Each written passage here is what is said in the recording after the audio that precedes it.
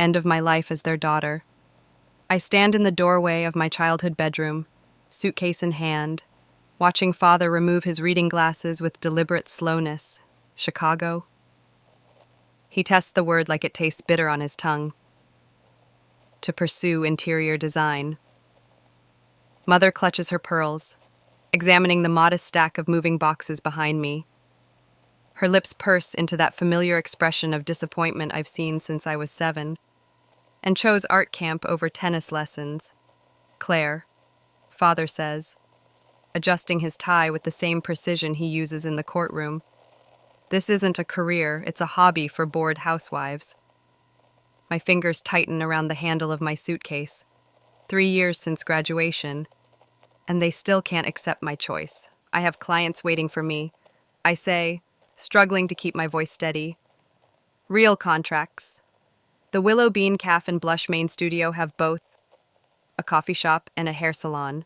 Father scoffs, looking at mother as if they share some private joke at my expense. That doesn't make you the next Martha Stewart. Mother steps forward, her heels clicking against marble. What will I tell the Hendersons? Their daughter Sarah just made partner at her law firm. She touches my arm, her diamond bracelet cold against my skin. Everyone will be talking. About what? That your daughter is pursuing her passion instead of living someone else's dream. The words come out sharper than I intended, but I don't regret them. 3 years of these conversations, 3 years of subtle dismissals and outright mockery. Father's jaw tightens. You're throwing away every advantage we've given you. My mind flashes back to graduation day.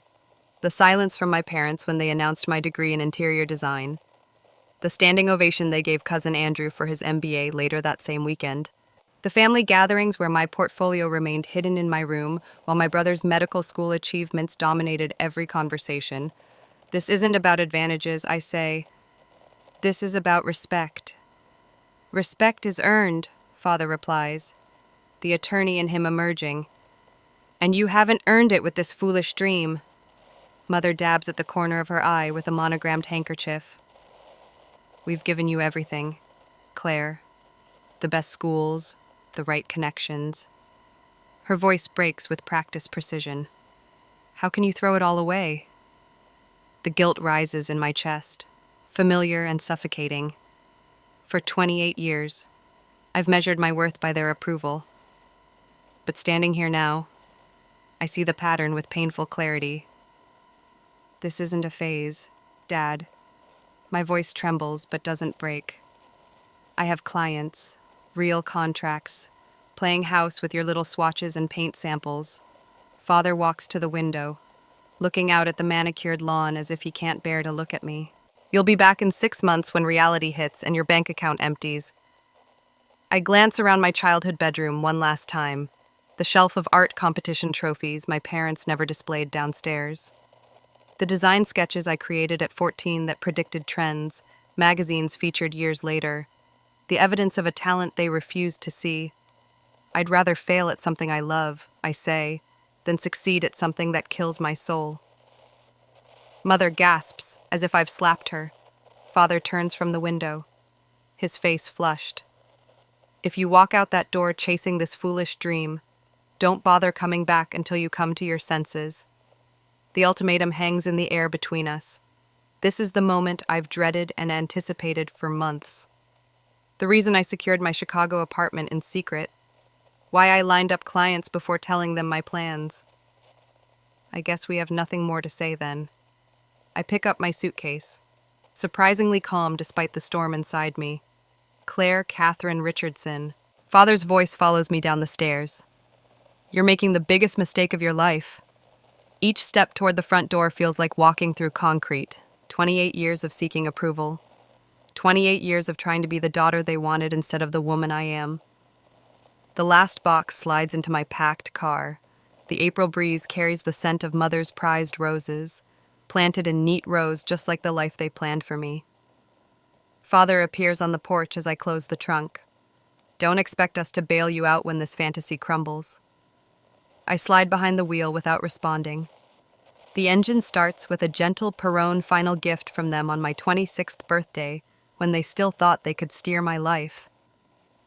The heavy front door slams behind him as I pull away, the sound echoing like a gunshot across the pristine neighborhood. In my rearview mirror, their Georgian colonial grows smaller, the home that raised me, the place that never understood me. Have you ever had to choose between your family's approval and your own dreams? I'm about to discover the true cost of both. At the present, July sun burns through my tiny Chicago apartment window. 3 months in, and the air conditioner still wheezes like an asthmatic runner. I balance my checkbook at the rickety AITA table, squinting at the numbers. $847. The red line approaches faster than I anticipated. My phone buzzes. Lily Morgan, my college roommate whose father runs the advertising firm where Dad golfs on Thursdays. M. How's the Windy City treating my favorite decorator? Her voice carries the casual cheerfulness of someone whose trust fund never disappeared. Designer. I correct automatically, and it's going well, considering that's not what I heard. Something shifts in her tone. I ran into your mom at the club last weekend. The pencil snaps between my fingers, and she told everyone you're having a quarter-life crisis. Said you're cleaning hotel rooms in Chicago until you come to your senses. My throat tightens. I've never cleaned a hotel room in my life. I know that. But Mrs. Ashford canceled her consultation with you because your dad told her husband you're going through a rebellious phase and not reliable for serious projects. The room tilts sideways. Mrs. Ashford's lakefront condo would have covered 3 months' rent. That's impossible, I whisper, but the truth settles in my stomach like concrete. They wouldn't. And there's more. Jessica hesitates. Remember that trust fund you were counting on for your business startup? The one you were supposed to get at 25. I close my eyes. What about it? Your brother's new medical practice, the one that appeared overnight in Hartford. Her voice drops. That's where your money went. Your parents told everyone you didn't need it because you were just playing around with decorating. The rage builds slowly, then all at once, like water breaking through a dam. 3 months of struggling, pinching pennies, sleeping on a futon while believing I was proving my independence. All while they systematically destroyed my reputation and stole my financial foundation. I have to go, I tell Jessica, my voice surprisingly steady. I hang up and stare at the wall until my phone buzzes again. Unknown number, Claire Blake's studio. I answer, forcing professionalism into my voice. Miss Richardson, Julian Carter. I own the Lakeside Building on Michigan Avenue. I straighten. The Lakeside Building houses some of Chicago's most exclusive businesses. My assistant visited that cafe you designed, the one with the reclaimed wood and industrial lighting. His voice is deep, authoritative. I need someone with your eye for my new restaurant space. Can you meet tomorrow? Hope flickers. Absolutely. Good. 9 a.m. sharp. The line goes dead. I allow myself exactly 10 seconds of celebration before reality crashes back. My parents' betrayal requires immediate damage control. I call Vanessa Martinez, my former design school classmate who chose Chicago over New York 3 years ago. When I explain my situation, she doesn't hesitate. Move in with me, she says. My roommate just left for LA. The rent's steep, but the networking opportunities in this building are worth it. I can't. You can and you will. Her voice brooks no argument. Partners split everything 50-50. I've been watching your work. Claire, we could be unstoppable together. The offer dangles like a lifeline. Partners, Richardson. Martinez Design, or Martinez Richardson. I'm not picky. She laughs. Just get out of that dump you're in before your parents convince your landlord you're unstable. The words hit like a prophecy. The next morning, I meet Julian Carter at his building. He's not what I expected younger than my father, with an ease that comes from earning success rather than inheriting it. Tell me why I should hire you instead of some established firm, he says, leading me through the empty restaurant space. I touch the exposed brick wall, because I see what this could be, not what some cookie-cutter design firm thinks it should be. He raises an eyebrow. And what do you see? For the next 20 minutes. I outline my vision, honoring the building's history while creating something distinctly modern. When I finish, He studies me with surprising intensity. "You have talent, Ms. Richardson, real talent." He hands me his card. "I'm taking a chance on you. Don't make me regret it." That afternoon, I visit my last client of the day, Mrs. Harriet Collins, an elderly widow redecorating her Gold Coast apartment. At 82, she's sharper than most 40-year-olds I know. "Your color selections show remarkable restraint for someone so young," she says, examining my portfolio with jeweler's precision. "Most designers your age throw glitter at everything." I laugh for the first time in days. "Thank you. I know everyone worth knowing in this city," she continues. "If you impress me, doors will open." As I leave her building, my phone buzzes with a voicemail notification. Unknown number. I press play. My father's voice fills my ear. "This is Thomas Blake, Claire's father. I understand you're considering my daughter for your project. I feel it's my duty to inform you she's going through a difficult time. I wouldn't recommend hiring her for anything important." The phone slips from my hand, clattering on the sidewalk. The screen cracks a perfect spiderweb across my father's name. 6 months later, the envelope in my hands bears my landlord's letterhead. Third notice this month. I slide my finger under the flap, already knowing what I'll find. "Dear Miss Richardson, we've received concerning inquiries about your financial stability." My stomach drops. The letter mentions a call from your father, expressing legitimate concerns about my ability to meet rent obligations. The words blur as my vision tunnels. I drop onto my second-hand sofa, the springs protesting beneath me. 4 months in Chicago, and father has found yet another way to force me home. First, the whispered warnings to potential clients, then the redirected trust fund, and now this, a direct attack on my housing. The phone rings. I answer without checking the caller ID, half expecting father's smug voice. "Claire, it's Marcus." His deep voice carries an unfamiliar excitement. "Have you seen it? Seen what I tossed the landlord notice onto the coffee table? Metro Living Chicago, the feature on upcoming restaurant designs. They loved what you did with Harbor Vine, the magazine, the interview I gave weeks ago but assumed would amount to nothing. I'm looking at it right now," Marcus continues. "They called your concept boldly refreshing, and precisely what Chicago's dining scene has been missing. They used the word visionary." "Claire." I press my hand against my mouth, reality shifting beneath me like tectonic plates. "Are you serious? Dead serious?" My phone's been ringing nonstop. Reservations are booked solid for the next 2 months. The landlord's notice stares up at me. Father's latest sabotage attempt lands in the same week as my first real public recognition. "This changes everything," I whisper. "This is just the beginning," Marcus says. "My cousin owns that print shop on Michigan Avenue. We're framing this article, hanging it right at the entrance. After we hang up, I sit in the stillness of my apartment, awareness dawning like sunrise after the longest night. Father can call my landlord. Mother can spread rumors at the country club. None of it matters against the weight of that magazine article. I reach for my journal, the one where I've documented every dismissive comment, every undermining phone call I've discovered. I add today's landlord letter to the growing collection. What began as a way to process my hurt has transformed into something else entirely. Evidence. A month later, the night of Harbor Vine's grand opening arrives with the crisp perfection of early autumn. String lights crisscross the outdoor patio. Inside, every table gleams beneath fixtures I spent weeks sourcing from artisans across 3 states. Vanessa stands beside me, surveying our handiwork. "You realize this is going to change everything, right?" I nod. Mrs. Walsh approaches, elegant in her vintage Chanel. The 70-something widow has become both client and unexpected mentor since I redesigned her Lakeshore Drive apartment. "Claire, dear, half the Gold Coast is here tonight." She leans closer, pearls catching the light, and you'll never guess who just walked in. I follow her gaze to the entrance. My heart stops. Mother and father stand frozen in the doorway, scanning the packed restaurant with expressions I've never seen before: confusion, disbelief.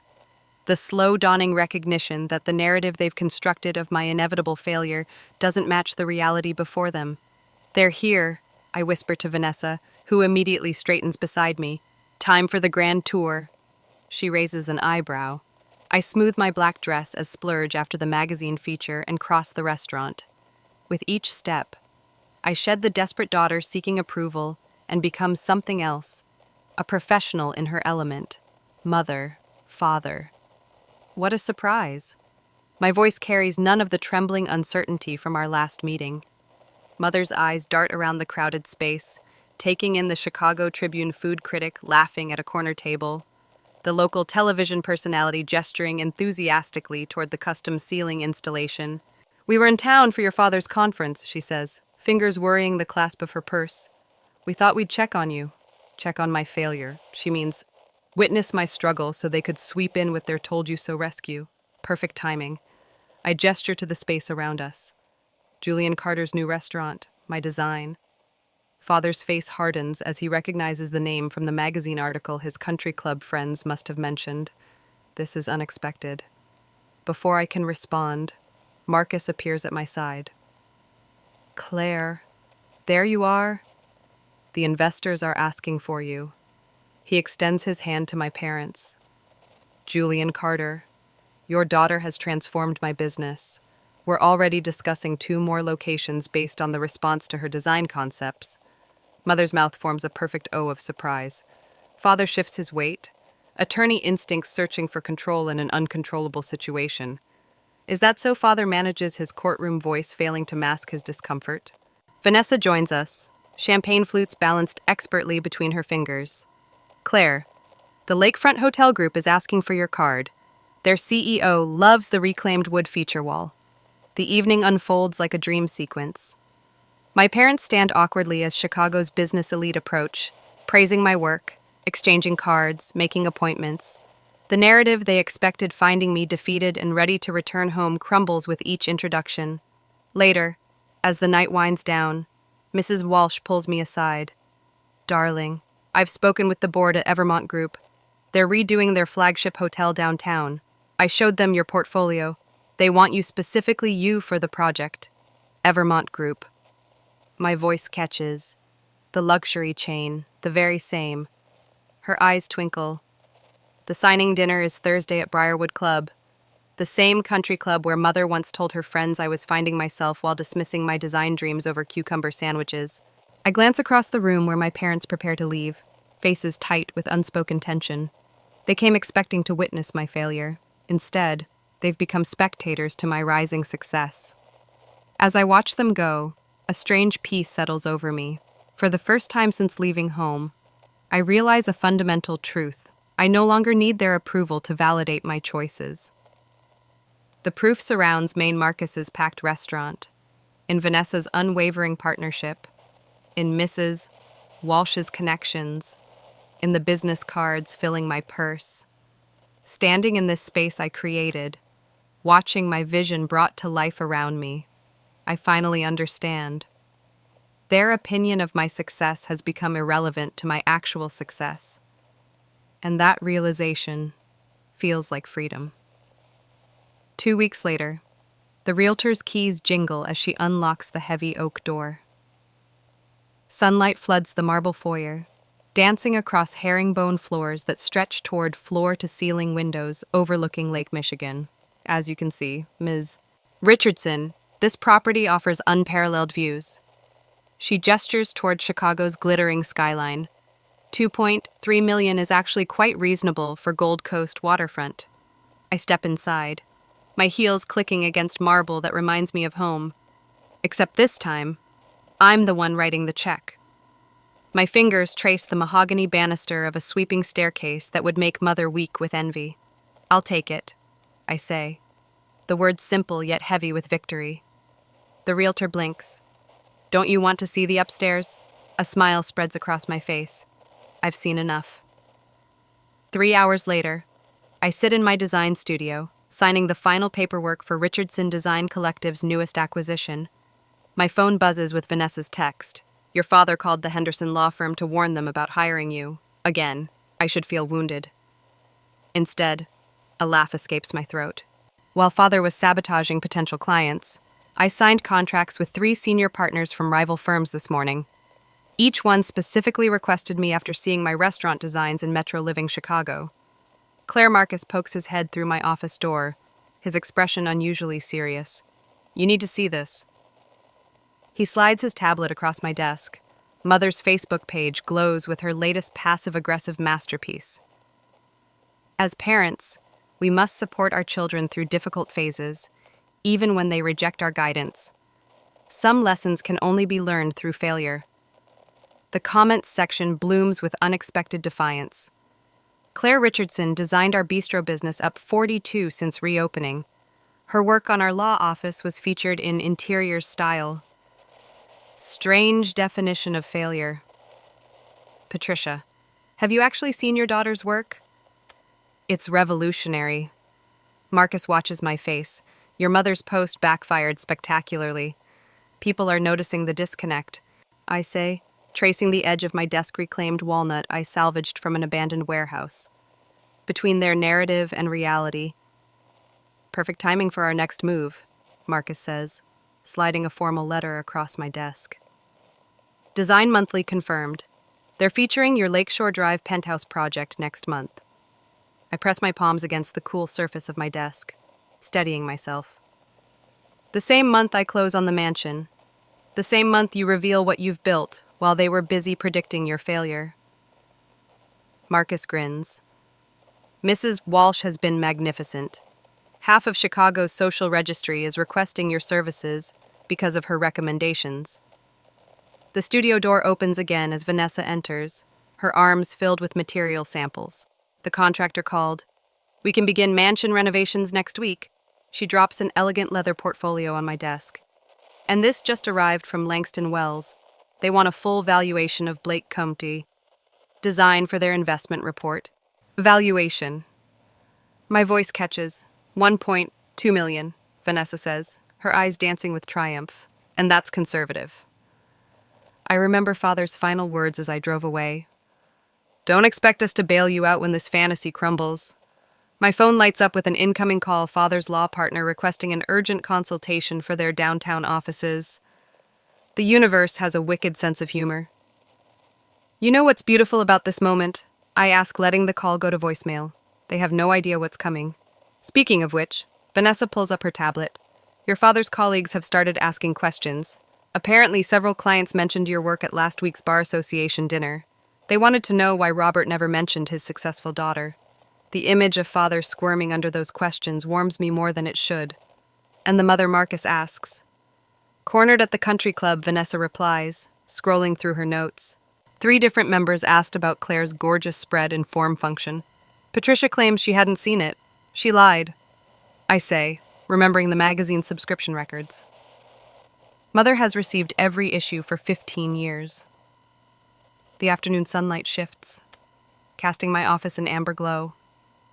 On my wall hangs a simple black and white photograph, me standing in my parents' driveway, a single suitcase beside me. I've kept it as a reminder of where this journey began.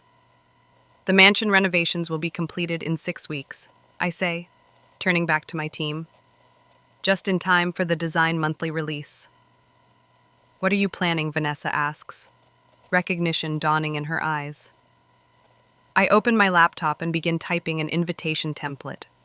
Each keystroke deliberate and precise. An exclusive open house event, full media coverage, Chicago's most influential people. Marcus raises an eyebrow. And your parents, they'll receive an invitation. My fingers pause over the keyboard.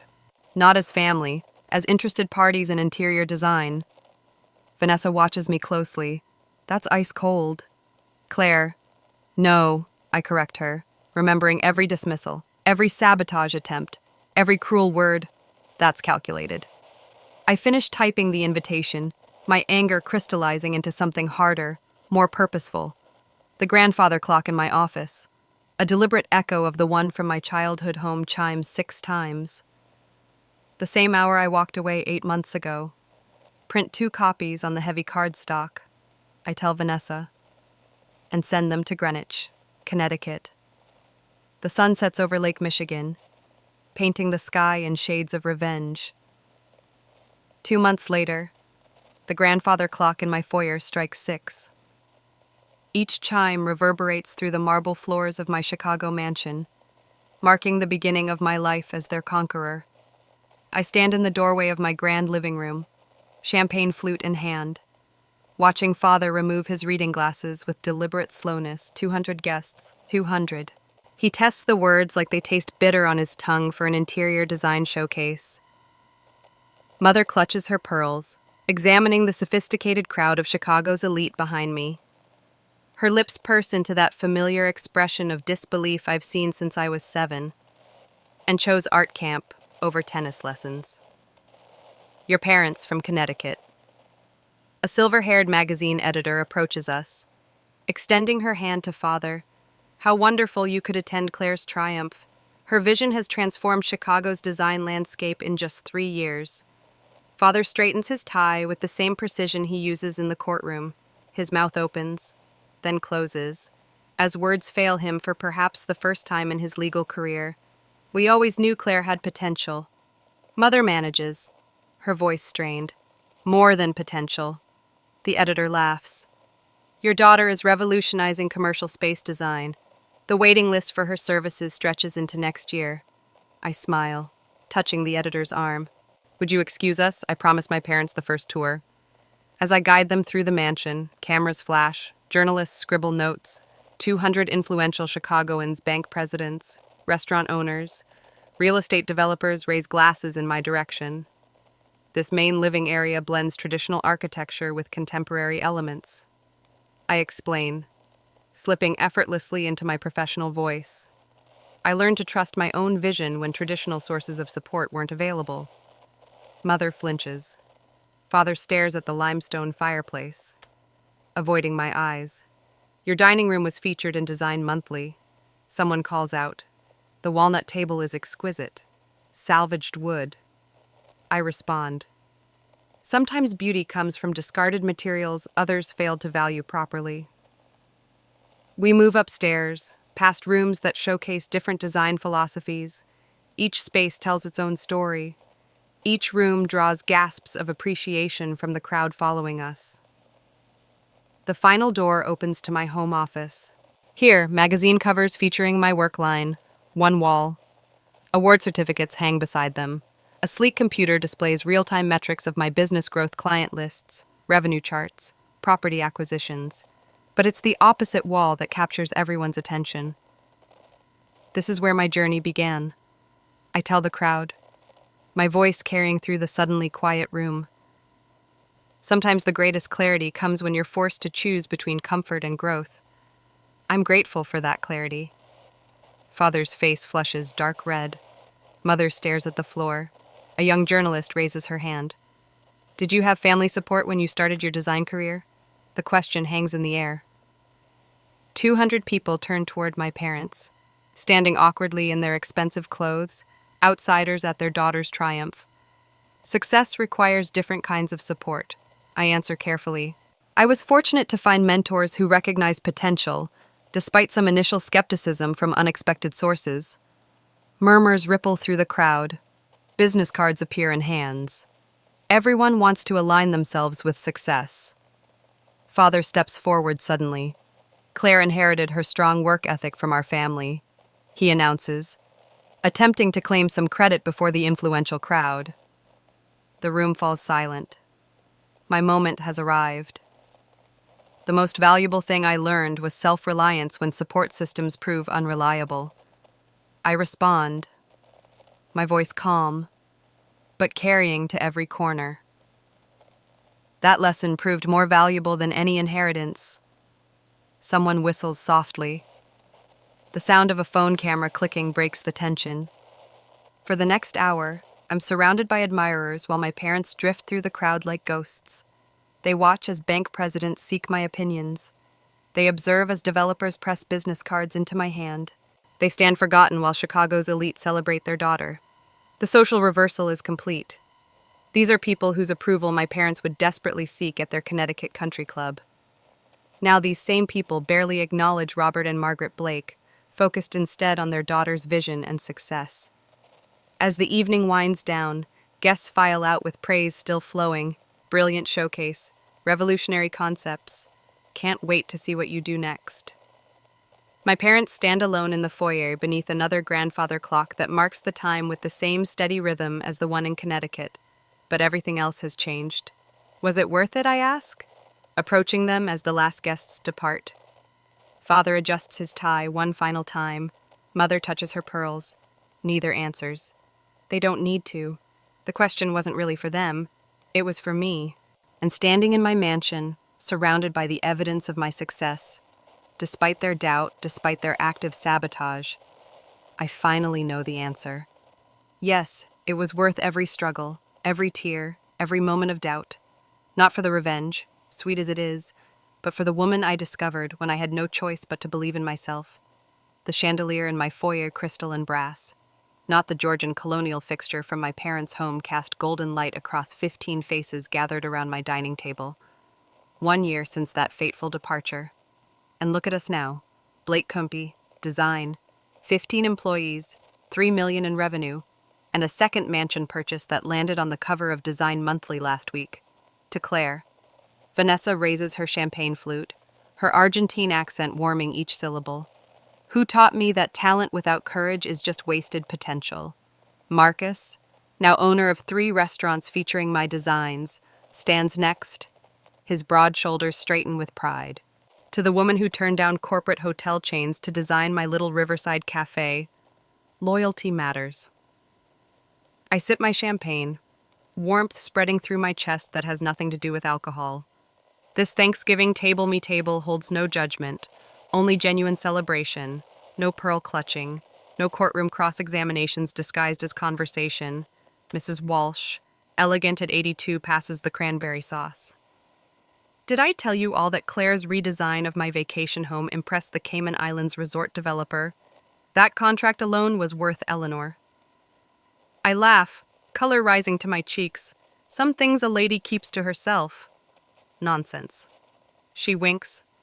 Success should be measured out loud when you've earned every inch of it.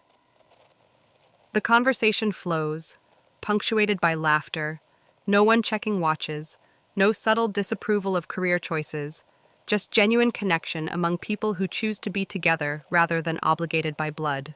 After dessert, while others linger over coffee, Naomi Cheney, newest hire, approaches with hesitation in her steps.